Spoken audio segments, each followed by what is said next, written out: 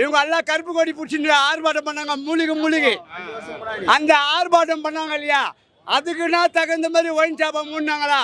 இல்லை, ஒயின் ஷாப்பை பிரச்சனை தான் வந்தது. ஒன்றும் இல்லை, இந்த திமுக கவர்மெண்ட் வந்து எல்லாரையும் அழிச்சிட்டாங்க. ஏழ்மையான குடும்பமே வாழ முடியல, பெண்களுக்கு பாதுகாப்பு இல்லை. முக்கியம் குழந்தை 2 வருஷம் குழந்தை கற்பழிக்கிறான். எவ்வளோ பொண்ணுங்களுக்கு எவ்வளோ பொண்ணு இப்போ பார், ஒரு பொண்ணு பாவம், பெண்ணுன்னு அவ்வளோ கேவலமா?